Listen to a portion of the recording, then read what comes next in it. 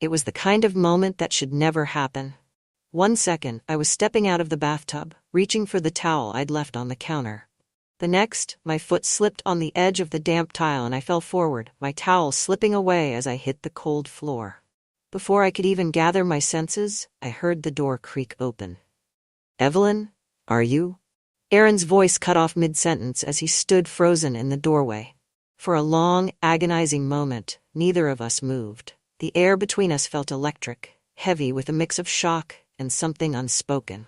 His eyes met mine, wide with concern at first, but then they flicked downward, just for a second. I scrambled to grab the towel, my hands trembling as I pulled it around me.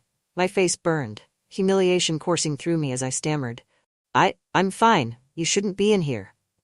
"I heard a noise," he said quickly, his voice tight, his gaze darting anywhere but at me now. "I thought something happened." "It's nothing," I insisted, though my voice betrayed me. My heart was pounding, and it wasn't just from the fall. Aaron lingered for a moment too long, his hand gripping the doorframe. "Are you sure? You look. Just go," I snapped, desperate to end the unbearable tension. He nodded, backing out of the room and closing the door behind him. The sound of his footsteps retreating down the hall was deafening, and I sat there on the bathroom floor, clutching the towel to my chest as if it could somehow shield me from what had just happened. It wasn't just embarrassment that left me shaken. It was the way he had looked at me. That brief flicker in his eyes before he'd turned away. It was an accident. I knew that. But in that fleeting moment, something had shifted, and no amount of rationalizing could undo it. When I finally emerged from the bathroom, I found him in the kitchen, pretending to be busy with a plate of leftovers. He didn't look up when I walked in, and I hesitated in the doorway, unsure of what to say. "I'm sorry," he said abruptly, his voice breaking the silence. "I didn't mean to." "I know," I interrupted, forcing a smile I didn't feel. "Let's just forget it happened, okay?" He nodded quickly, his shoulders tense as he stared down at his plate. "Yeah, of course. But we both knew it wasn't that simple. It was an accident," I told myself repeatedly. Just an awkward, uncomfortable moment that we'd both move past. But as the days went on, I couldn't ignore the subtle changes in the air between us. The lingering glances, the charged silences, the way my heart raced every time we crossed paths. What had started as an innocent mistake was quickly becoming something I couldn't control. Before Aaron moved back into the house, my days followed a simple, predictable rhythm. Mornings were spent tending the garden, afternoons lost to household chores or reading in the sunlit corner of the living room, and evenings stretched into quiet solitude while my husband, Frank, busied himself with his endless hobbies or stayed out late with his golf buddies. Frank and I had been married for 13 years, a second marriage for both of us. By the time we met, neither of us were looking for romance, just companionship. And that's what we'd become to each other. Companions who shared a house but not much else. Frank's idea of quality time was discussing his latest stock tips over coffee, and I had long since stopped hoping for anything deeper. Then Aaron came home. Frank's son had always been polite but distant with me. Our relationship had never been close, mostly because I saw him only during the occasional holiday or family event. He had spent most of his 20s in the city, chasing a career in architecture and a series of girlfriends who never seemed to last. When his latest breakup sent him reeling, Frank insisted he come home for a while to reset. "We've got the space," Frank had said casually over dinner. "And I'm sure you won't mind having someone around during the day while I'm out." I smiled tightly and nodded.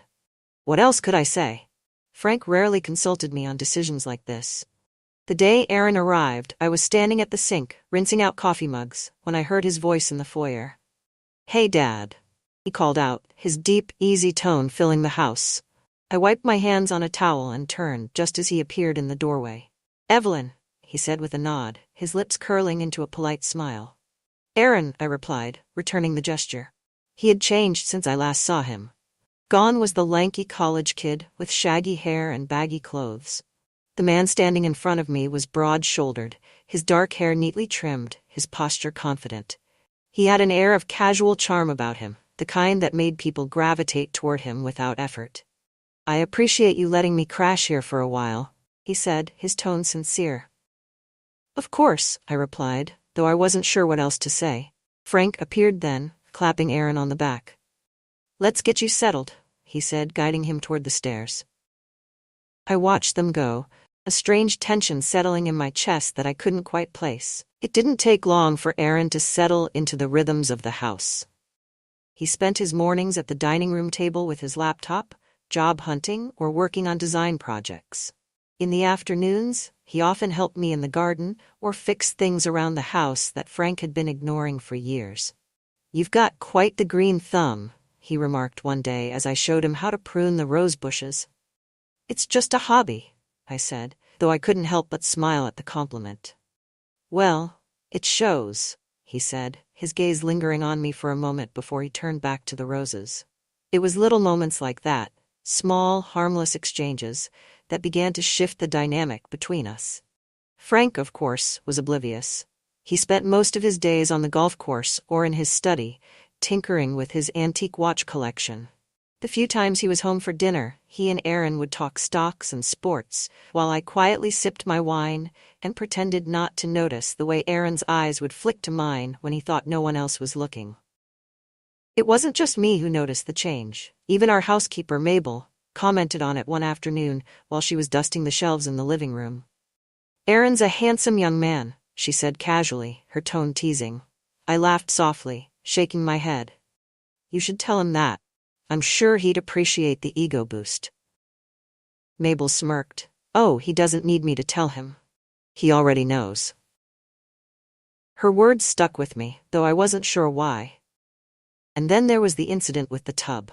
For days after, I tried to convince myself that it hadn't meant anything, that it was just an awkward moment we'd both moved past. But something had shifted between us, and no amount of denial could change that. It was in the way Aaron lingered in the kitchen while I cooked, his questions about my day more thoughtful than they needed to be. It was in the way he looked at me when Frank wasn't paying attention, his gaze steady and searching. And it was in the way I felt when he was near, an awareness I hadn't felt in years. A pull I couldn't ignore, no matter how hard I tried. One evening, as I was folding laundry in the guest room, Aaron appeared in the doorway, leaning casually against the frame. "Need a hand?" he asked. I shook my head, my heart skipping a beat at his sudden presence. "I've got it." He stepped inside anyway, picking up a towel from the pile and folding it with surprising precision. "Thanks," I said, my voice quieter than I intended. He didn't respond right away. Instead, he placed the towel on the bed and turned to face me, his expression unreadable. "About the other day." I froze, my hands stilling over the pile of laundry. "Let's not talk about it," I said quickly. "Why not?" he pressed, his voice soft but insistent. "Because it doesn't mean anything," I replied, though the words felt hollow. Aaron stepped closer, his eyes locked on mine. "Are you sure about that?" I opened my mouth to respond, but no words came. The air between us felt heavy, charged, and I knew that whatever line we'd been towing was about to be crossed. The first kiss was a mistake, or at least, that's what I told myself afterward. It happened late one evening after Frank had gone to bed. I was in the living room, curled up with a book I wasn't really reading, when Aaron walked in. He was barefoot, his shirt untucked, and he had that disheveled, end-of-the-day look that only made him seem more relaxed, more confident. "Still up?" he asked, his voice low, casual. "Couldn't sleep," I replied, setting the book aside. "What about you?" He shrugged, leaning against the doorway. "Just thinking." "About?" He hesitated for a moment, then stepped further into the room. "About what I'm doing here. What I'm doing with my life." He laughed softly, shaking his head. "It's kind of pathetic, isn't it? Coming back here at my age." "It's not pathetic," I said quickly. "Everyone needs a reset sometimes." He gave me a faint smile, but it didn't reach his eyes. "You really believe that?" "Yes," I said firmly. "And you shouldn't be so hard on yourself. You're allowed to figure things out." Aaron looked at me then, really looked at me, and the air in the room shifted. "You're easy to talk to," he said softly. I smiled, trying to ignore the way my pulse quickened. "That's what stepmothers are for, right?" "That's not what I meant," he said, taking another step closer. I opened my mouth to respond, but before I could, he was there, standing in front of me, his gaze locked on mine. "Evelyn," he started, his voice barely above a whisper. I should have stopped him. I should have said something. anything, to break the spell, but I didn't. Instead, I stayed frozen as he leaned down, his lips brushing mine in a kiss that was soft, hesitant, but full of everything we hadn't been saying. When he pulled back, I stared at him, my heart racing. Aaron, we can't. I know, he said quickly, his voice raw. I know we shouldn't, but I can't stop thinking about you. His words hit me like a tidal wave, and for a moment I couldn't breathe. Then I stood, stepping back, putting distance between us. This can't happen, I said firmly, though my voice wavered. Aaron nodded, his jaw tightening. I'm sorry. I needed you to know how I feel. I didn't respond. I couldn't. I turned and left the room, my thoughts a whirlwind of guilt and confusion. But it didn't end there. The tension between us only grew in the days that followed. We avoided being alone together, but every glance, every accidental touch felt like a spark waiting to ignite. One afternoon, I found him in the kitchen, washing dishes. He glanced at me as I walked in, his expression guarded. About the other night, he said, breaking the silence. Let's not talk about it, I said quickly. Why not? He asked, his tone quiet but insistent. Because it was a mistake, I said, though even as I said the words, I wasn't sure I believed them. Aaron set down the dish he was holding and turned to face me. It didn't feel like a mistake to me. I froze, my heart pounding. Aaron. I mean it, Evelyn, he said, his voice steady. I've never felt like this about anyone before, and I know it's wrong, but I can't ignore it. I looked away, my chest tightening. This isn't fair to Frank, to either of us. Do you love him? Aaron asked suddenly, his question cutting through the air like a knife. I opened my mouth to respond, but no words came. Aaron nodded, a faint, bitter smile on his lips. That's what I thought. The second kiss wasn't a mistake. It happened a week later, late at night, when Frank was out at one of his poker games. I was in the garden, trimming the rose bushes by the light of the patio lamp, when Aaron appeared. You're always out here, he said, his voice breaking the silence. It's peaceful, I replied, not turning around.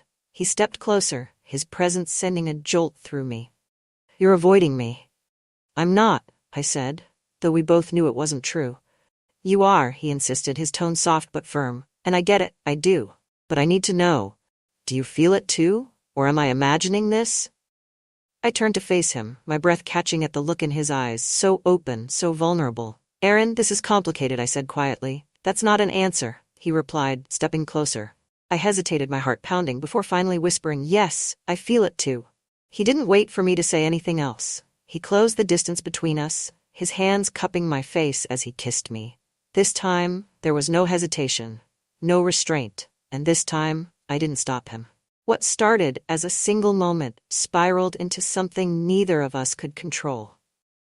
We were careful at first, stealing moments when Frank wasn't around, keeping our relationship hidden behind closed doors.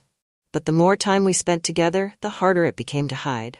One afternoon, while Frank was at the driving range, Aaron and I sat in the library, our heads close together as we pretended to discuss a book. His hand brushed mine, and I pulled away quickly, my eyes darting to the doorway. This is too risky, I whispered. Aaron leaned closer, his voice low. You're worth the risk. His words sent a shiver through me, and for a moment I forgot about everything else. The danger, the guilt, the consequences. But danger was always lurking. It was during one of these moments that Mabel, our housekeeper, walked in unexpectedly. I was in the kitchen with Aaron, his hand resting lightly on my waist as I leaned against the counter. Mabel froze in the doorway, her eyes flicking between us. Am I interrupting something? I stepped away from Aaron quickly, my face burning. No, of course not, I said, my voice higher than usual. Mabel didn't say anything, but the look in her eyes told me she wasn't convinced. As she left the room, Aaron turned to me, his expression serious. She knows, he said quietly. She doesn't know anything, I replied, though my voice wavered. We need to be more careful, he said, his jaw tightening. I nodded, but the knot of fear in my chest refused to ease.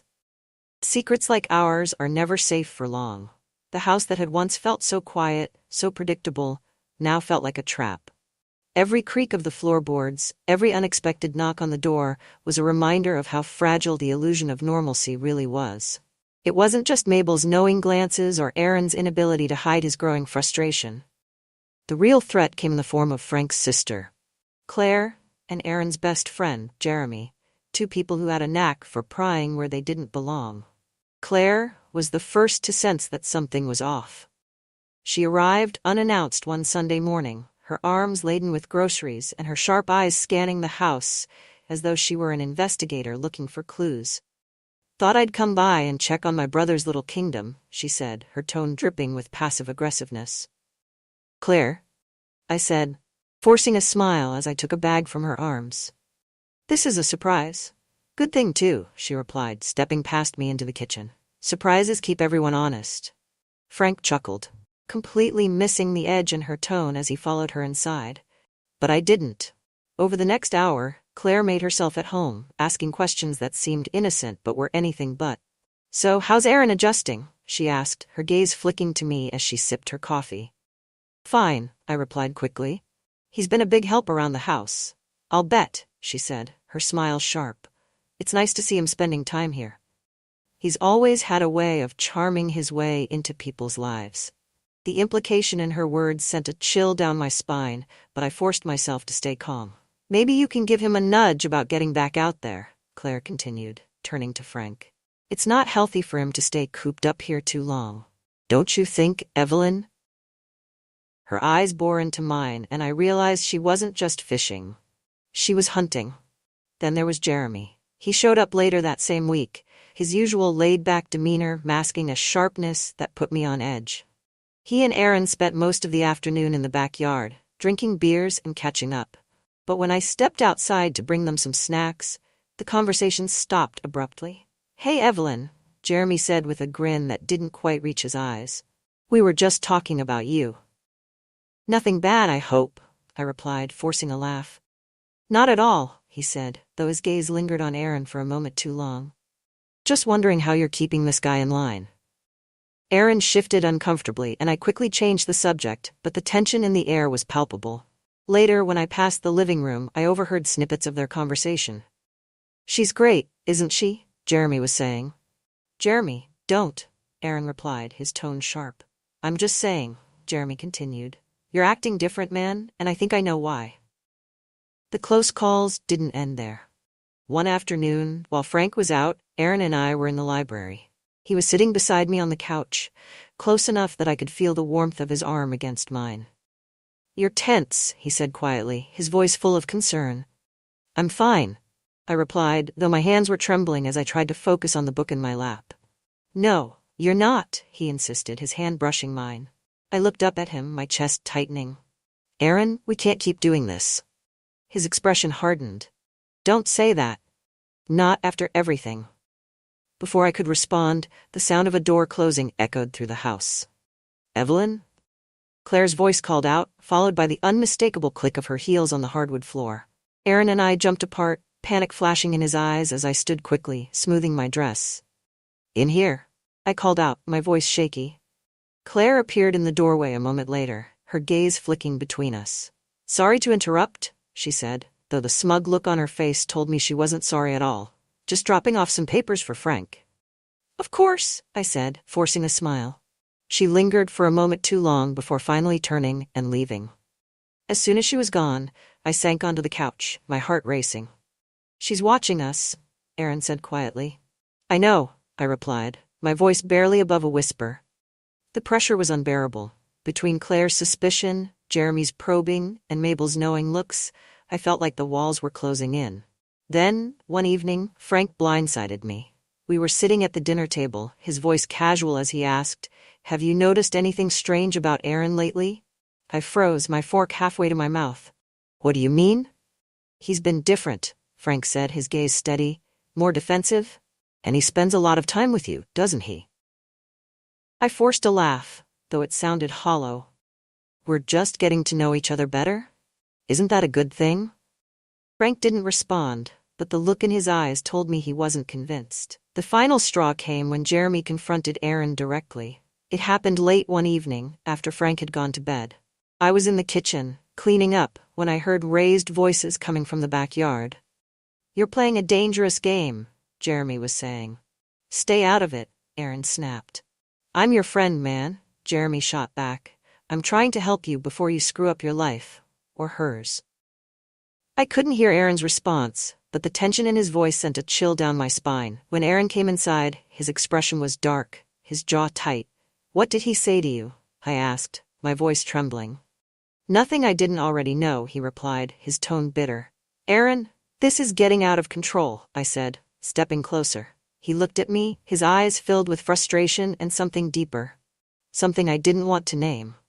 "Then let's leave. Let's just go." His words hit me like a thunderclap, and for a moment I considered it. Leaving everything behind, starting over somewhere far away. But the weight of what that would mean pressed down on me, and I shook my head. "I can't," I whispered. Aaron's expression hardened, and he turned away. "Then we're running out of options." The storm came crashing down faster than I could prepare for it. For weeks I'd felt it brewing, the way Claire lingered when she visited, the way Jeremy's probing questions cut too close, and the way Frank's patience was slowly unraveling. Aaron and I thought we had control, that we could outmaneuver their suspicions. We were wrong. It started with Frank's sudden change in behavior. He began coming home earlier, skipping his usual rounds at the golf course or poker nights. He hovered more, asking pointed questions about how I spent my days and why Aaron hadn't pulled his weight by finding a job yet. One evening, as I cleared the dinner table, Frank leaned back in his chair and crossed his arms. "Evelyn," he said, his voice too casual, "do you think Aaron's staying here too long?" I froze for a moment before forcing myself to keep moving. "He's figuring things out, Frank. You wanted him here, remember?" "I did," Frank replied, his gaze sharp. "But I didn't expect him to get so comfortable." The words hung in the air, and my hands tightened around the edge of the plate I was holding. "What are you trying to say?" I asked, my voice steady despite the knot in my chest. Frank's lips pressed into a thin line, but he didn't answer. He didn't have to. A few days later, Claire arrived unannounced, as she often did. This time she had an agenda. She cornered me in the kitchen, her sharp eyes scanning my face as I wiped down the counters. "You've seemed distracted lately," she said, her tone light but probing. "Just busy," I replied, avoiding her gaze. "Busy with what?" Claire asked, her smile sharp. "Because from what I can tell, Aaron's been the one keeping you occupied." I froze, the implication in her words hitting me like a slap. "Claire, that's a ridiculous thing to say." "Is it?" she countered, stepping closer. "I'm just calling it like I see it, and I've seen the way you two look at each other. You're not as subtle as you think." The blood drained from my face, but I forced myself to stay calm. "You don't know what you're talking about." Claire's smile widened. "Maybe. Or maybe Frank needs to hear what I think." That night, I found Aaron in his room, pacing. "She knows," I said quietly, closing the door behind me. Aaron stopped, his expression darkening. "Claire? She's threatening to tell Frank," I said, my voice trembling. "I don't know what to do." Aaron stepped closer, his hands resting on my shoulders. "We need to get ahead of this. Tell him ourselves." I shook my head, panic rising in my chest. "We can't. Frank will. He'll." "Evelyn," Aaron interrupted, his voice firm. "This isn't going to end on its own. We have to take control before it all blows up." But before we could decide what to do, the decision was made for us. The following evening, Frank called me into the study. Aaron wasn't home. He'd gone out to meet Jeremy, though I had my doubts about whether he'd actually show up. Frank was sitting at his desk, a glass of whiskey in his hand. He didn't look up as I entered, his gaze fixed on the darkened window. "Sit down," he said, his tone flat. I hesitated before taking a seat across from him. "I've been thinking," Frank began, swirling the whiskey in his glass. "About you. About Aaron. About this house." My stomach twisted, but I said nothing. "Claire's been saying some things," Frank continued, his voice calm but deadly. "Things I didn't want to believe at first, but now I'm not so sure." "Claire's always been dramatic," I said quickly, though my voice wavered. Frank's gaze snapped to mine, his eyes hard. "Is she wrong?" My breath caught, and for a moment I couldn't speak. "Evelyn," he said, his voice low, "if there's something you need to tell me, now is the time." I opened my mouth to respond, but before I could, the front door slammed. "Aaron." The next few moments unfolded in slow motion. Frank stood, his expression darkening as Aaron's footsteps echoed down the hallway. Aaron appeared in the doorway, stopping short when he saw us. "What's going on?" he asked, his gaze flicking between me and Frank. Frank stepped toward him, his fists clenched at his sides. You tell me, Aaron, what's going on? Aaron's jaw tightened and he glanced at me before turning back to Frank. Nothing. I don't know what you're talking about.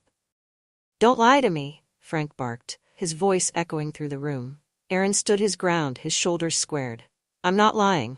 Frank turned to me, his eyes blazing. Evelyn, is he lying? The room fell silent, the weight of the question pressing down on me like a physical force. I felt Aaron's gaze on me, steady and unyielding, and I knew that no matter what I said, nothing would ever be the same. My voice broke and I looked away, tears streaming down my face. Frank's face twisted with rage, and he turned back to Aaron. Get out, he said coldly. What? Aaron said, his voice rising. You heard me, Frank growled. Pack your things and get out of my house. Frank, wait. I started, but he cut me off. And you, he said, his voice shaking with fury. Don't think this is over. Later that night, as I sat alone in the darkened living room, I heard the sound of Aaron's suitcase wheels on the tile floor. I stood as he approached, his face shadowed, but his eyes filled with something I couldn't quite name. I'll call you, he said quietly. I nodded, unable to speak, and watched as he walked out the door. The house was unnervingly quiet after Aaron left. The air felt heavy, as though the walls themselves knew what had happened. I stayed in the living room long after he was gone, staring at the door he had walked out of, waiting for something. Frank had retreated to his study, and I could hear the faint clink of his whiskey glass against the desk. When I finally forced myself to move, I climbed the stairs to our bedroom, dreading the conversation that was waiting for me. Frank was sitting in the armchair by the window, the glass of whiskey in his hand now empty. He didn't look at me when I walked in, but I could feel the weight of his anger radiating across the room. Frank, I started, my voice trembling. Don't, he snapped, his tone sharp enough to cut through the air. He set the glass down with more force than necessary and finally turned to face me. How long? He asked, his voice low but venomous. I hesitated, the words catching in my throat. It wasn't. How long? He repeated, each word laced with fury. I closed my eyes, tears spilling over as I whispered, a few months. Frank let out a bitter laugh, running a hand through his hair. A few months, he repeated, his tone dripping with disbelief. While I've been here in this house trusting you? Trusting him? It wasn't like that, I said quickly, though I knew how hollow the word sounded. It wasn't planned, Frank. It just... Don't you dare tell me it just happened, he growled, standing abruptly. You're my wife, Evelyn, and he's my son. I know, I said, my voice breaking. I know how wrong it is, but I can't undo it. Frank stared at me, his expression a mix of anger and hurt. For a moment I thought he might yell, throw something, demand more answers, but instead, he just shook his head. I can't even look at you right now, he said quietly. He brushed past me on his way out of the room, leaving me standing there, shaking. The next morning, Frank was gone. His car wasn't in the driveway, and he hadn't left a note. I told myself he just needed space, but deep down, I knew this wasn't something that could be fixed with time. I spent the day in a haze, wandering the house aimlessly, trying to avoid the places that reminded me of Aaron. But everywhere I turned, there he was, in the kitchen, in the garden, in the library where we'd stolen so many moments. By evening, I couldn't take the silence anymore. I grabbed my phone and dialed Aaron's number, my hands trembling as I waited for him to pick up. Evelyn, he said softly when he answered. Tears filled my eyes at the sound of his voice. I don't know what to do, I whispered. I'll come back, he said immediately. No, I said quickly, shaking my head even though he couldn't see me. You can't, not now. Then meet me, he said. Anywhere, just tell me where. I ended up meeting him at a small motel on the edge of town, a place far enough away that no one would recognize us. When I walked into the room, he stood and crossed to me in 2 long strides, pulling me into his arms. I missed you, he murmured against my hair. I closed my eyes, breathing him in. I don't know how we fix this, Aaron, I said, my voice trembling. We'll figure it out, he said firmly. We just need time. But time was the one thing we didn't have. The next morning I woke to find my phone buzzing on the nightstand. It was a message from Frank. Come home. We need to talk. My heart sank, and I knew what was waiting for me. When I walked into the house, Frank was sitting at the dining table, his hands clasped in front of him. He looked up when I entered, his expression cold and resolute. "I've been talking to my lawyer," he said, his voice calm but unyielding. "Frank," I started, but he held up a hand to silence me. "You've made your choice, Evelyn," he said, "and now I'm making mine. I want you out of this house by the end of the week." The words hit me like a punch to the gut, but I forced myself to stay composed. "Fine," I said quietly. "If that's what you want." Frank nodded, but there was no satisfaction in his expression. "It's what has to happen." Later, as I packed my things, I felt a strange sense of relief. The life I'd been clinging to for so long was gone. But maybe that wasn't such a bad thing. Aaron called that evening, and when I told him what had happened, his response was immediate. "Come to me," he said. "We'll figure it out together." And for the first time in months, I felt like I could breathe. It was our 15th wedding anniversary, and I thought everything was perfect, until he slid the envelope across the table. Inside were the photos, printed and pristine, and the words I'll never forget. "I know everything." The restaurant was dimly lit, with soft jazz playing in the background and the faint clinking of glasses echoing through the air. The waiter had just poured us both a glass of wine, and I was busy adjusting the napkin on my lap when he cleared his throat. "You look beautiful tonight," my husband said, his voice calm, even gentle. I smiled, relieved. He'd been quiet all evening, and I'd chalked it up to his usual stress from work. "Thank you. And you look dashing," I replied, trying to inject some lightness into the moment. For a while we talked like we always did, about mundane things. Work, the weather, our son's college applications. I kept waiting for him to relax, for the tension in his shoulders to disappear, but it never did. Then, after the main course, he reached into his jacket pocket and pulled out a plain white envelope. "I got you something," he said, sliding it across the table toward me. At first I thought it was a card, some heartfelt gesture to mark the occasion. But when I opened it, my blood ran cold. Inside were 3 photos, printed in crisp, unforgiving detail. The first showed me standing outside the concert hall, laughing, my boss's hand resting casually but intimately on the small of my back. The second was taken inside, during intermission, when he'd leaned in close to whisper something in my ear. The third was the worst. A candid shot of us leaving together, his arm around my waist as we walked toward his car. My hands trembled as I stared at the images, my mind racing. My stomach dropped as I realized what this meant. "I know everything," my husband said, his tone eerily calm. It was impossible to form words. My throat tightened and my mind scrambled for excuses, explanations, anything that might undo the damage those photos had done. I can explain," I stammered finally, my voice barely above a whisper. He leaned back in his chair, studying me with a look I'd never seen before. It wasn't anger or betrayal, it was something colder. Resignation. "I'm sure you can," he said, taking a slow sip of his wine. "But I don't think I need to hear it." I felt like the walls were closing in. Just hours earlier, I'd been standing in front of the mirror, adjusting my makeup and rehearsing the little speech I'd planned to thank him for 15 years of marriage. Now I was sitting across from the man I'd spent half my life with, feeling like a stranger under his gaze. "How long have you known?" I managed to ask, my voice shaking. He smiled faintly, a humorless curve of his lips. "Long enough. The night I betrayed him had been a blur of bad decisions, wrapped in good intentions. It had started innocently enough. A last-minute invitation from my boss to attend a concert he'd been given tickets to. I told myself it was professional. Networking. An opportunity to build rapport with the man who held my career in his hands. But deep down, I knew that wasn't the whole truth. I'd been working at the law firm for nearly 5 years, and my boss Robert had always been attentive. Compliments on my work turned into compliments on my appearance. Casual chats in the break room stretched longer than they should have. And then there were the lingering looks, the way his hand would sometimes brush mine during meetings. I told myself I could handle it. I was married. I loved my husband. This was harmless. But that night, something changed. "It was just one night," I said, the words tumbling out before I could stop them. "It didn't mean anything. It was a mistake."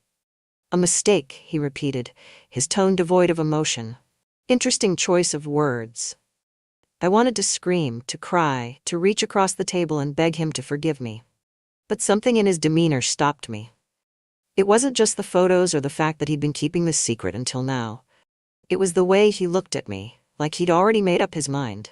That night, 3 months ago, was supposed to be a harmless escape. I'd told my husband I was working late. It wasn't unusual. I'd been taking on extra projects to help cover our son's tuition, and late nights at the office had become routine. He didn't question it. Why would he? Robert had picked me up outside the office, his sleek black car pulling up to the curb with the kind of confidence that matched his personality. He'd complimented my dress as I slid into the passenger seat, his hand brushing mine as he adjusted the air conditioning. The concert itself was beautiful, a private performance by a renowned pianist in a venue that oozed sophistication. But I barely remember the music. All I remember is the way Robert leaned in closer during intermission, his cologne filling my senses as he whispered something about how stunning I looked. I remember laughing too loudly at his jokes, sipping champagne that tasted far too expensive, and letting myself enjoy the attention in a way I hadn't in years. And then there was the drive home. I told him to drop me off at the corner near my house, but he insisted on driving me all the way to the door. When we pulled into my driveway, he leaned over just slightly, and for a moment I thought he was going to kiss me. But I stopped him. "Thank you for tonight," I said, my voice shaky. He smiled, his hand brushing my knee before he pulled away. "Anytime." That was supposed to be the end of it. I didn't tell my husband. What was the point? Nothing had happened, at least, nothing physical. I'd crossed a line, sure, but it wasn't like I'd cheated. At least, that's what I told myself. But seeing those photos in black and white, knowing he'd been watching, waiting, made it impossible to deny the truth. I had betrayed him. The waiter came by with the dessert menu, and for a moment, I thought my husband was going to tell him to leave. But instead, he smiled politely and ordered a crème brûlée, as if this were just another anniversary dinner. I stared at him, my hands trembling as I clutched the envelope. "What do you want me to say?" I asked finally, my voice breaking. He looked at me, his eyes cold.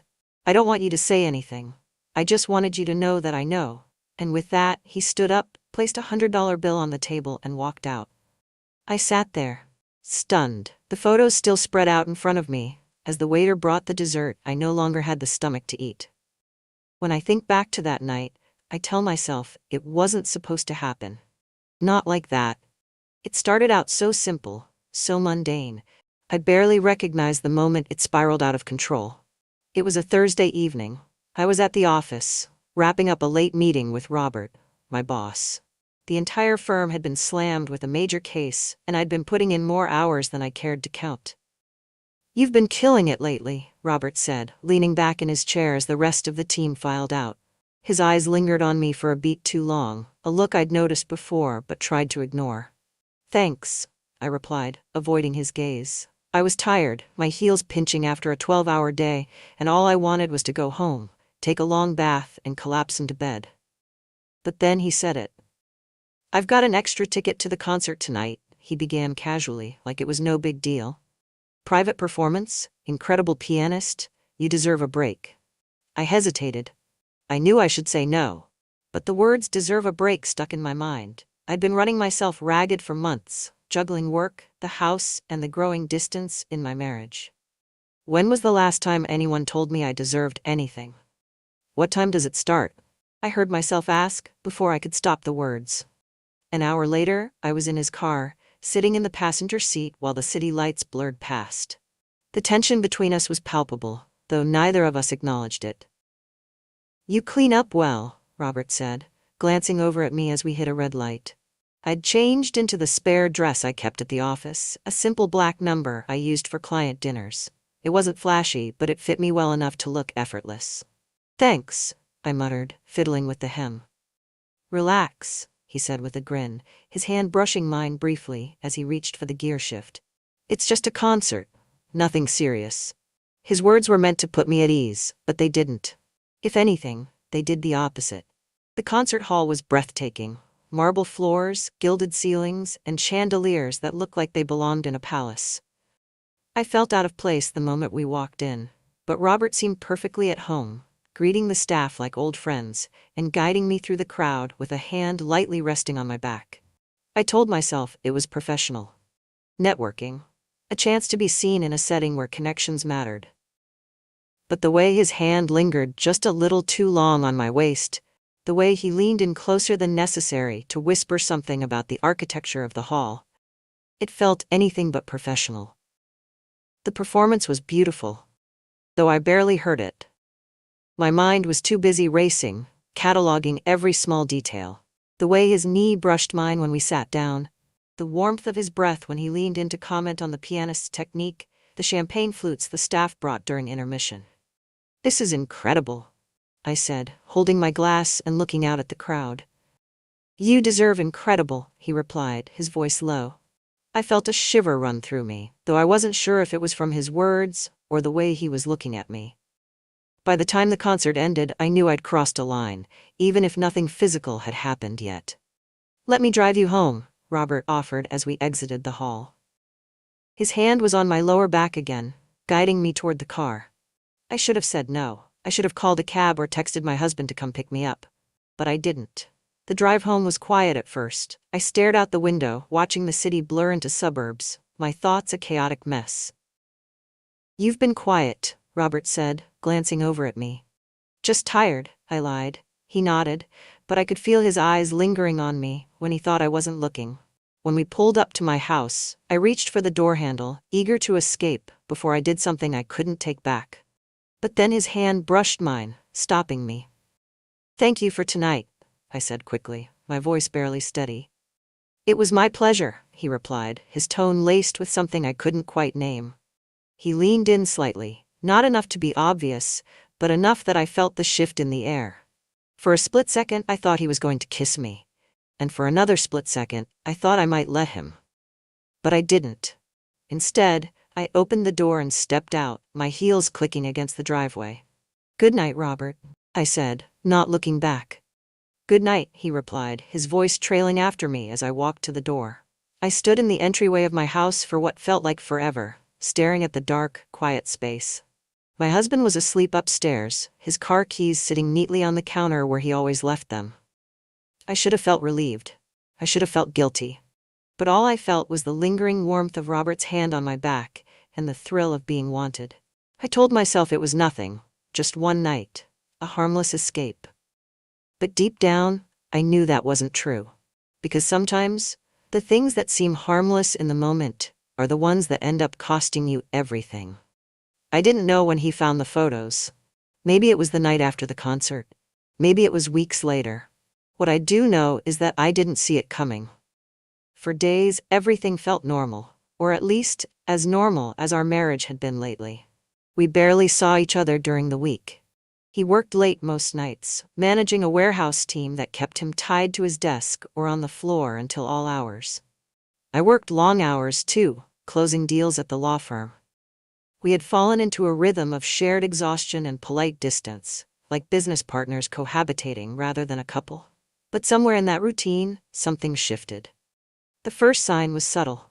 One night, I came home late. Another long day at the office, or so I told him.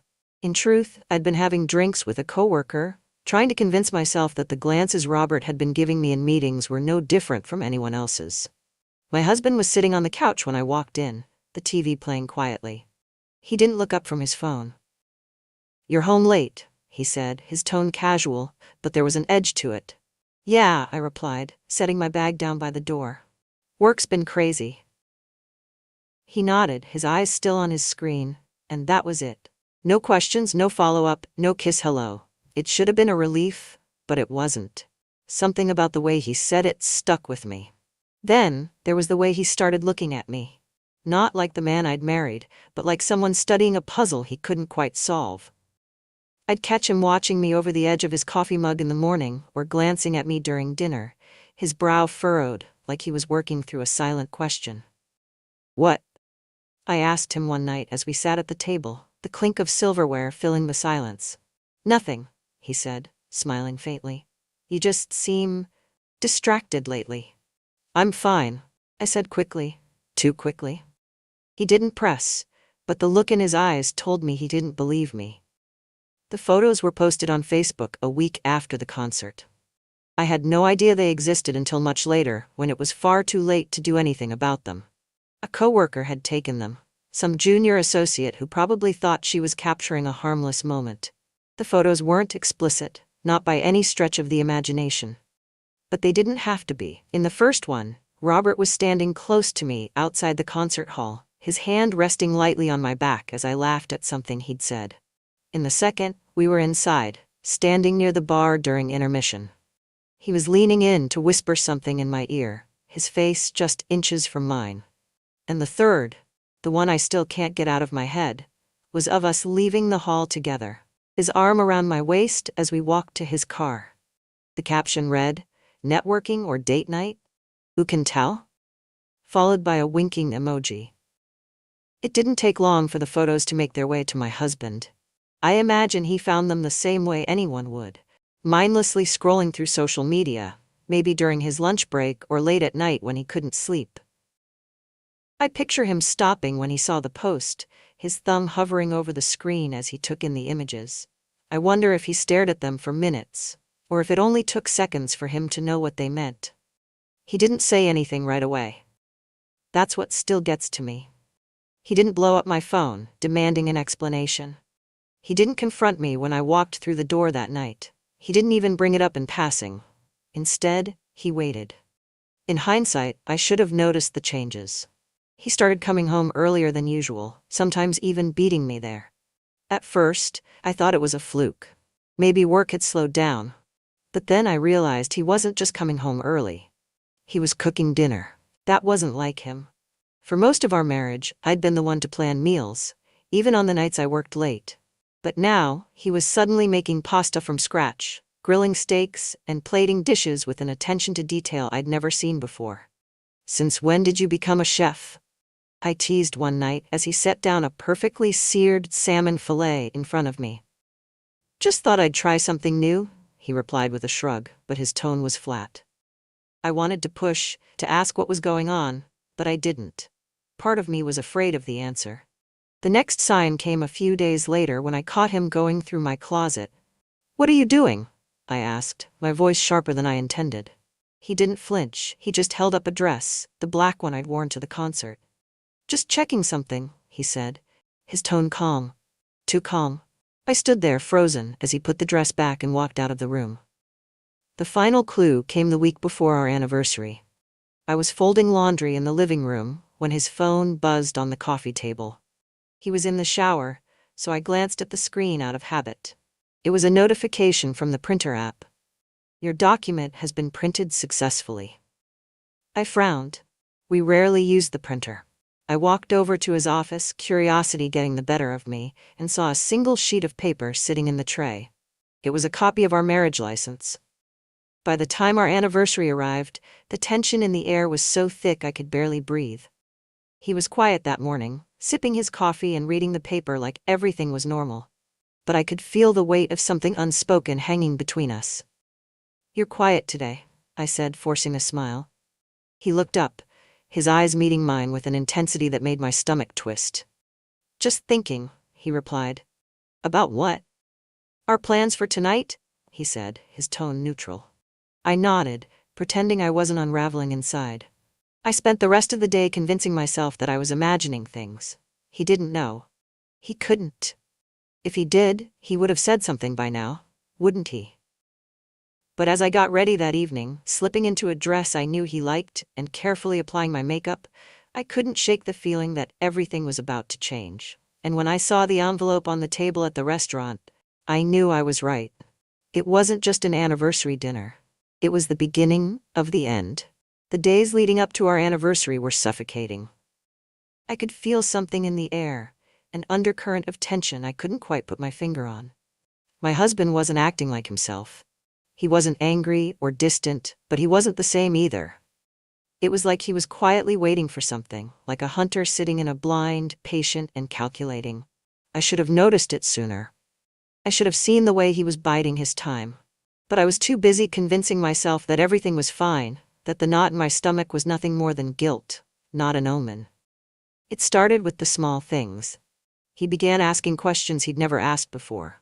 Casual, offhand, but probing in a way that felt deliberate. "How's Robert doing these days?" he asked one evening as I was cleaning up after dinner. I froze for a split second before forcing myself to keep scrubbing the pan. "He's fine," I said lightly. "Busy, as usual." He hummed in response, his face unreadable, as he leaned against the counter, watching me. "Do you spend a lot of time with him outside the office?" The question was so unexpected I almost dropped the pan. I turned to look at him, trying to gauge if there was more behind it, but his expression was calm. Too calm. "Not really," I said, shrugging. "Just the occasional client dinner or event." He said, pushing off the counter and walking away without another word. I stood there, gripping the edge of the sink, my heart pounding. Then there were the moments when he seemed too attentive. He'd started coming home earlier than usual, like he was trying to spend more time with me. At first I thought it was sweet, a sign that maybe we were reconnecting after all the distance. But the way he acted during those evenings didn't feel normal. He'd ask me about my day, listening intently as I told him about my meetings and deadlines. But instead of nodding along like he used to, he'd press for details. "Who was at the meeting? What kind of clients were you working with? Was Robert there?" I tried to brush it off, telling myself he was just being curious. But the way he watched me, his eyes steady and unblinking, made my skin crawl. It wasn't just the questions. It was the way he looked at me. For years, his gaze had been familiar, comfortable. Even when things were rough, there was a warmth to it, a sense of shared history. But now it felt different, colder, calculating. It was like he was searching for something, some hidden truth he thought he'd find in my face. "Why are you staring at me?" I asked him one night, trying to sound casual. "Am I?" he replied, his tone light. "Yes, it's creepy," I said, forcing a laugh. He smiled faintly and looked away, but the unease lingered. A week before our anniversary, I found him sitting in his office late at night, the glow of his computer screen casting shadows across his face. "What are you working on?" I asked, leaning against the doorframe. He didn't turn around. "Just catching up on some things," he said. "Like what?" "Nothing you need to worry about," he replied, his tone calm but clipped. I frowned, but I didn't press. It wasn't until later that I realized he'd closed the tab as soon as I walked in. The night before our anniversary, I woke up to find his side of the bed empty. I sat up, disoriented, the clock on the nightstand reading 2:14 a.m. The faint hum of his voice drifted down the hallway, and I realized he was on the phone. I slipped out of bed, padding quietly toward his office.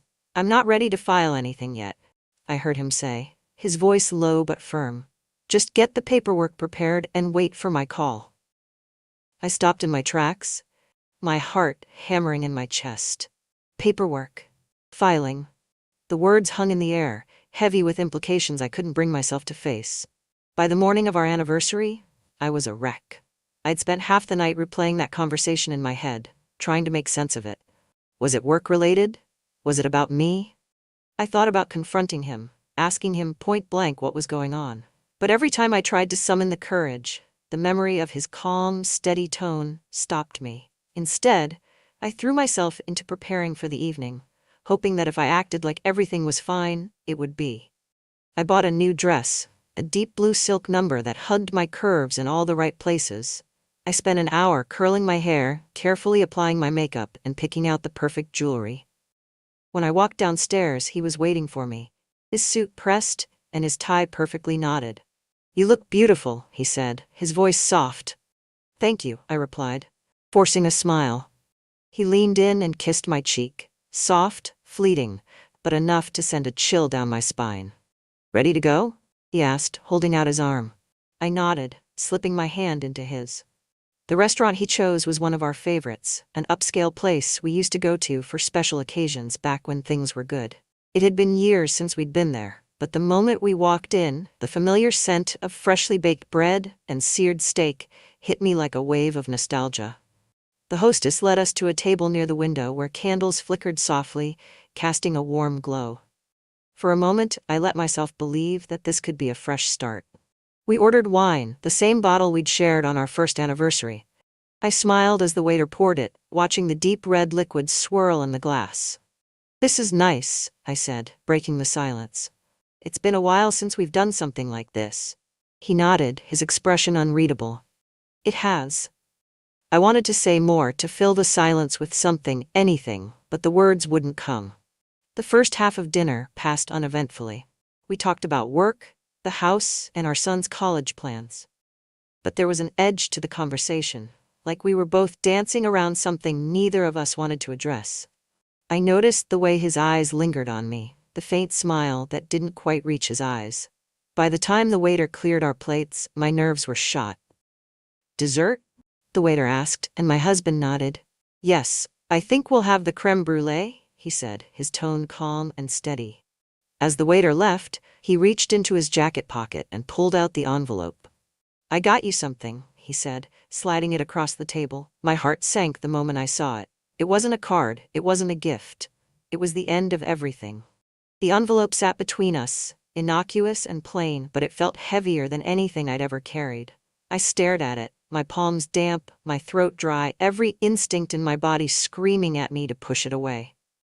"Go ahead," he said, his voice calm and even, as though he were asking me to open a birthday card. "Open it." For a brief, desperate moment, I thought it might not be what I feared. Maybe it was something sweet, an anniversary surprise, or a heartfelt letter about how we could fix the growing distance between us.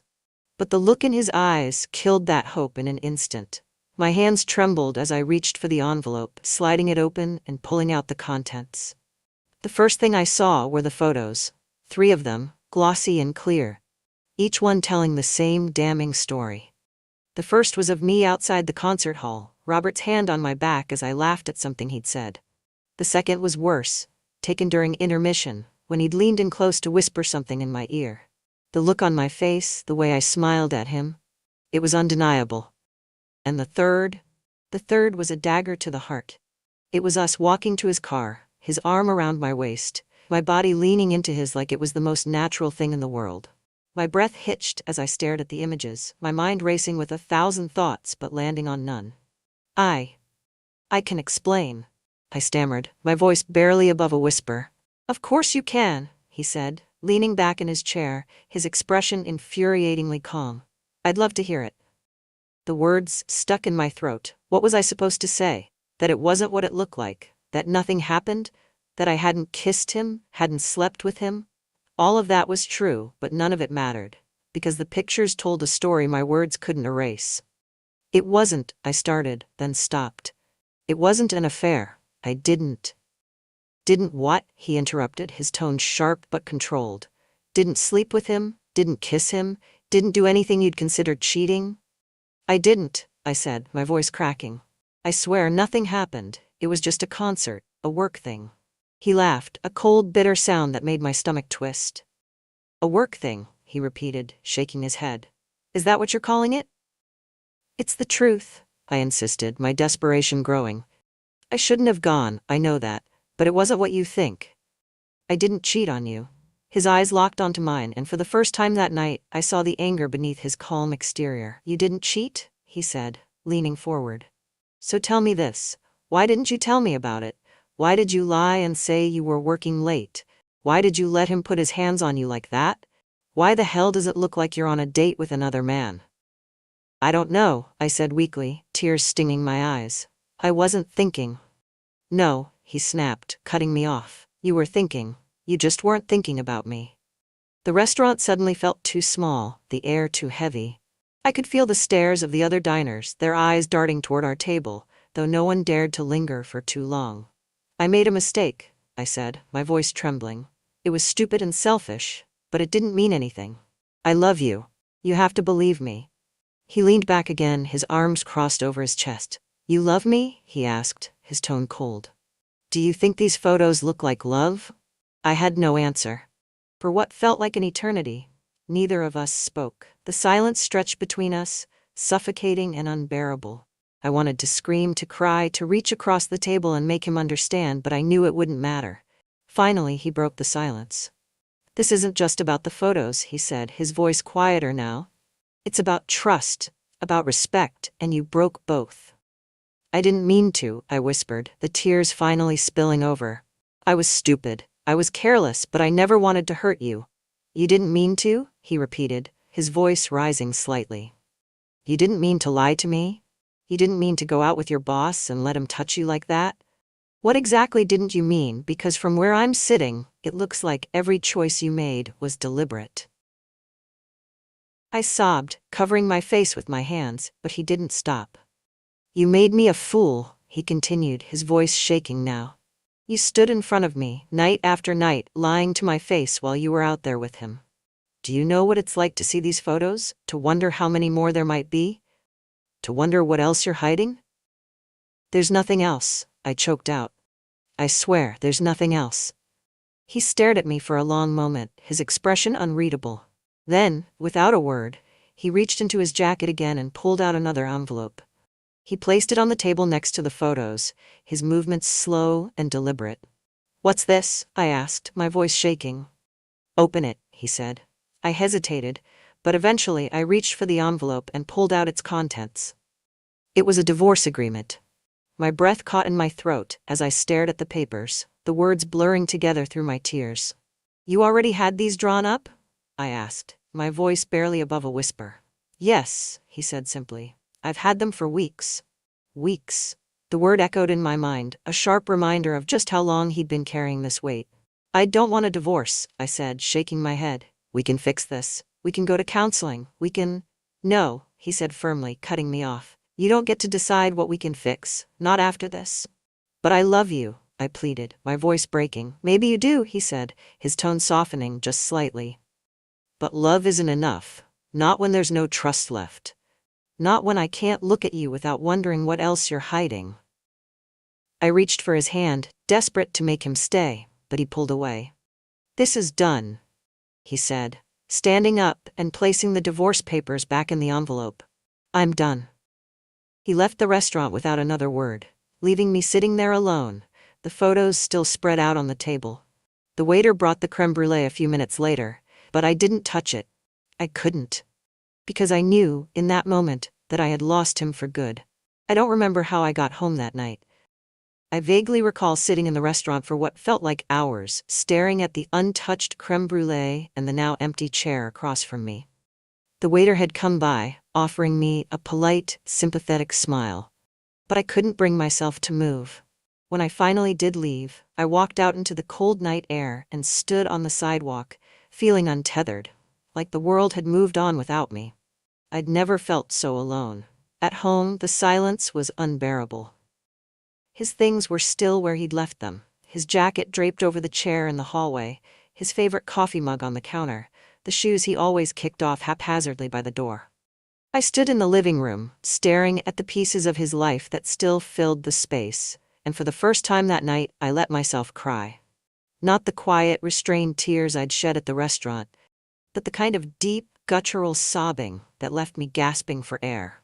I cried for the life we'd built together, the years we'd spent building a marriage I thought was unbreakable. I cried for the trust I'd shattered, for the man I'd pushed away, for the woman I'd become without even realizing it. And I cried because I knew, deep down, that I had no one to blame but myself. The days that followed were a blur. I stayed home from work, unable to face the pitying looks I was sure my coworkers would give me if they found out. My phone buzzed constantly, messages from friends, colleagues, even Robert, but I ignored all of them. Robert called twice. I didn't pick up. What was there to say?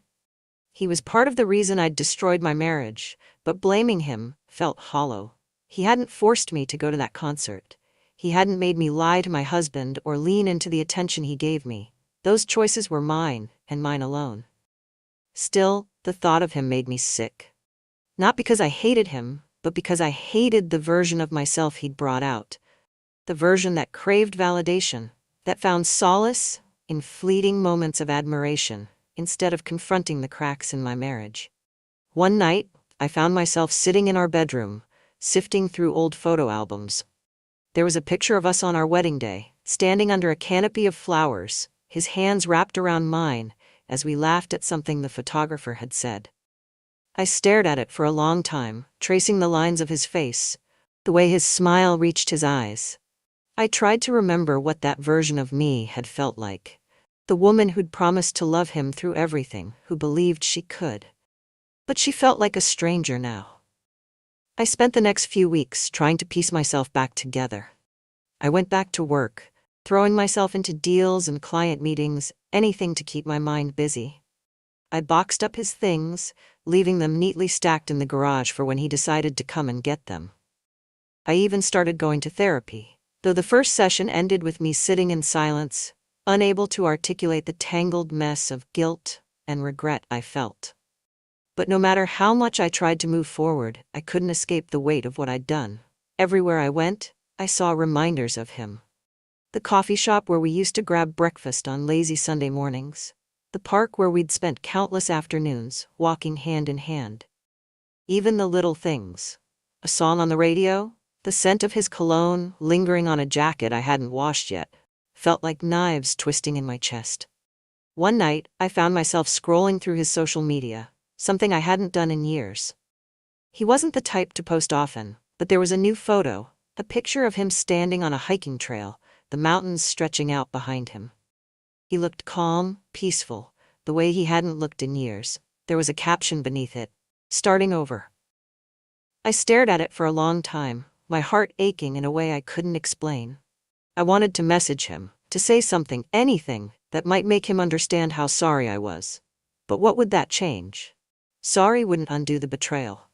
Sorry wouldn't erase the photos, or the lies, or the look in his eyes when he'd slid those papers across the table. Sorry wasn't enough. The divorce was finalized a few months later. He didn't fight me on anything, didn't demand more than his share of the house or our savings. He was fair, measured, almost clinical, and that hurt more than if he'd screamed or yelled or tried to make me pay for what I'd done. I signed the papers in the same kitchen where we'd once cooked dinner together, where we'd talked about our plans for the future, where he'd kissed me goodbye every morning before heading to work. And then it was done.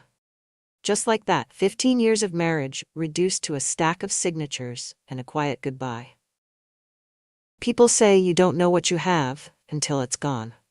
I used to think that was just a cliché, something people said when they wanted to sound wise. But now, I know how true it is.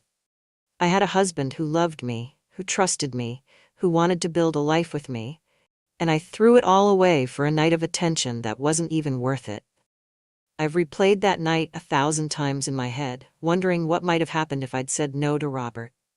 If I'd gone home to my husband like I should have, told him how I was feeling, and tried to fix what was broken instead of looking for validation elsewhere. But it doesn't matter now. What's done is done. The last time I saw him was at a coffee shop a few weeks after the divorce was finalized. He didn't see me. I was sitting near the back, tucked behind a row of potted plants while he stood at the counter ordering a drink. He looked good, healthier, happier, lighter. And then I saw her. She walked in a few minutes later, her hand brushing his arm as she leaned in to say something. He smiled at her, a real, genuine smile. And for the first time, I felt something other than regret. I felt relief. Because as much as it hurt to lose him, he deserved to be happy. And I wasn't the person who could give him that anymore. As for me, I don't know what's next. Some days, I think about reaching out to him, not to try to win him back, but just to tell him that I'm sorry. That I know I broke something I can never fix. But other days I wonder if the best thing I can do is let him go completely. Maybe that's the hardest part of love, knowing when to hold on and when to let go. And maybe, just maybe, learning to let go is the only way to start over.